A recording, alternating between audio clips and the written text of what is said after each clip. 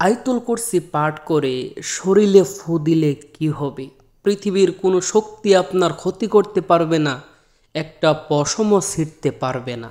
আমাদের সবার আমলটি জানা দরকার, যেন আমরা সব ধরনের বিপদ থেকে বাঁচতে পারি। তো এই দামি আমলটার সম্পূর্ণ নিয়ম আজকের ভিডিওতে জানাবো।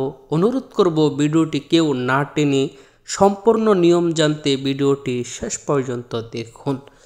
প্রিয় ভাই বোন, এটা সম্পূর্ণ কোরআনি একটি আমল, কোনো বানানো আমল নয়। আয়াতুল কুরসি কোরআনে অনেক দামি একটি আয়াত। কত দামি! আল্লাহ রাসূল সাল্লাল্লাহু আলাইহি ওয়াসাল্লাম হাদিসে বলেছেন, আয়াতুল কুরসির মতো দামি কোনো আয়াত কোরআনে অন্যটা নাই। এই আয়াতটা এতই দামি। অন্য হাদিসের মধ্যে এসেছে, রাসূল সাল্লাল্লাহু আলাইহি ওয়াসাল্লাম বলেছেন, যে ব্যক্তি প্রতি ফরজ নামাজের পরে আয়াতুল কুরসি পাঠ করে, তার মধ্যে এবং জান্নাতের মধ্যে বাধা একমাত্র মৃত্যু। অর্থাৎ সে মৃত্যুবরণ করে না, এজন্য জান্নাতে যাইতে পারে না। মৃত্যুবরণ করবে, সাথে সাথে জান্নাতে চলে যাবে। সুবহানাল্লাহ।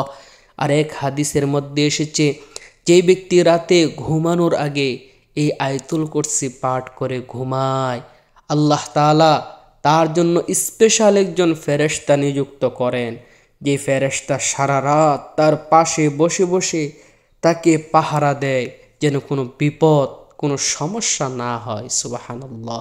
তো প্রিয় ভাই বোন, এই দামি আয়াতটির দ্বারা যদি আপনি আমলটি করেন, ইনশাআল্লাহ পৃথিবীর কোনো শক্তি আপনাকে ক্ষতি করতে পারবে না।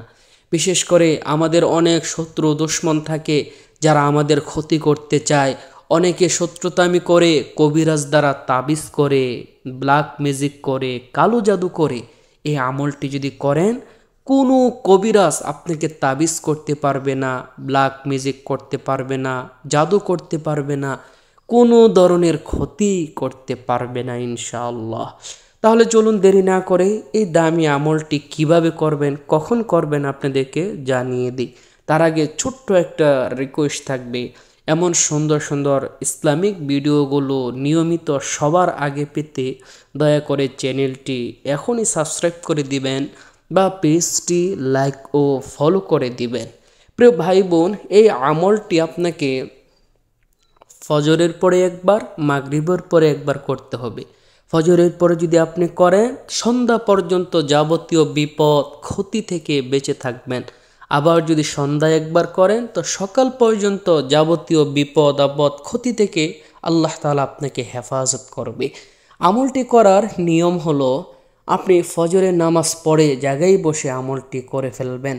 করার জন্য আমলটি প্রথমে 3 বার এই ইস্তিগফার পড়বেন, যেমন আস্তাগফিরুল্লাহ রাব্বি মিন কুল্লি যামবি ওয়া আতুবু ইলাই। আস্তাগফিরুল্লাহ রাব্বি মিন কুল্লি যামবি ওয়া আতুবু ইলাই।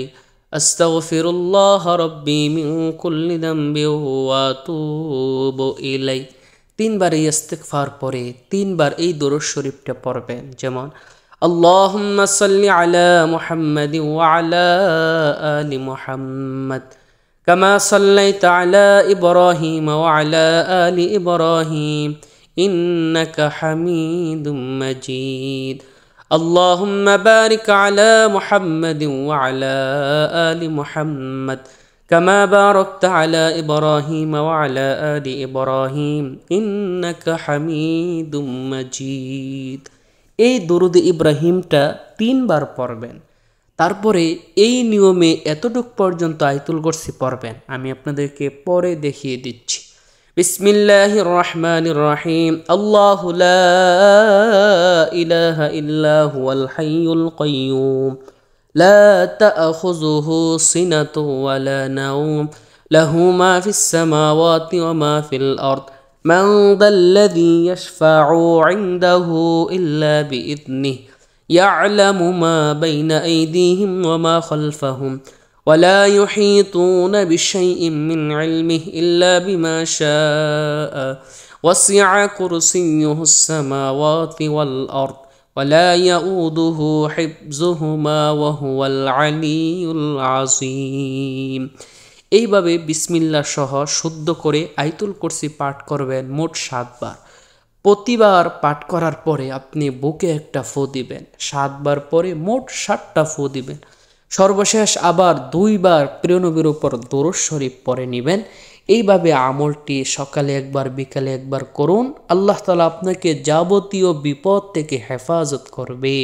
যারা আমলটি করবেন অবশ্যই লাইক করবেন, একটা কমেন্ট করে দিবেন, বেশি বেশি শেয়ার করবেন। অন্য ভাই জেনে উপকৃত হলে আপনি আরও বেশি ফলাফল পাবেন।